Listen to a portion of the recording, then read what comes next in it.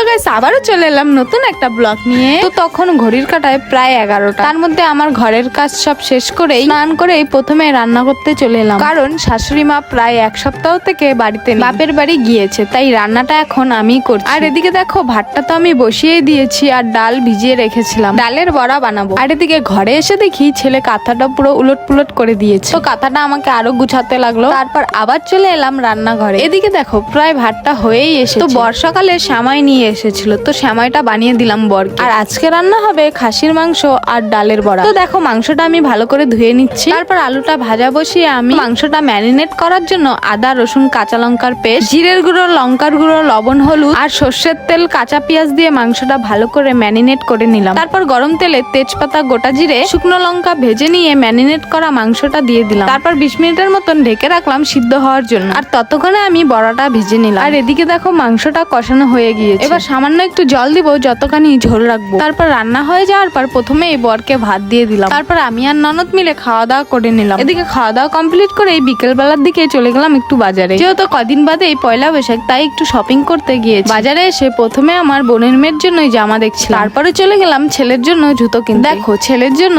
এই জুতোটা নিয়েছি। আর ছেলে আইসক্রিম দেখে বলছে মা আইসক্রিম খাবো, তো ওকে একটা আইসক্রিম কিনে দিলাম। তো রাস্তাতে এই পুতুলগুলা বিক্রি করছে, তো দেখো কত সুন্দর লাগছে দেখতে। আমি এই পুতুলটা নিয়েছি। তারপর ছেলের জন্য এই গেঞ্জি সেটটা নিয়েছি, আর একটা অন্য গেঞ্জি সেট নিয়েছিলাম। আর মার্কেটে দেখো কতটা ভিড়। তারপর চলে গেলাম আমার জন্য কিছু কিনতে। অনেক দেখার পর লাস্টে এটাই পছন্দ হলো। আর এই সাদা কুর্তির সেটটা আমি নিয়েছি, আর ননদের জন্য নীল কালারের নিয়েছি। তারপর তো শপিং কমপ্লিট করে এবার চলে গেলাম মোমো খেতে। দেখো ছেলে আমার মোমোর প্লেট নিয়ে বসে পড়েছে। তারপর মোমো খেয়ে সবার লাস্টে গিয়েছিলাম সোনার দোকানে শাশুড়ি মায়ের জন্য একটা কানের কিনতে। আজকের ব্লগটি এ পর্যন্তই, দেখা হবে নতুন কোনো ব্লগের সাথে।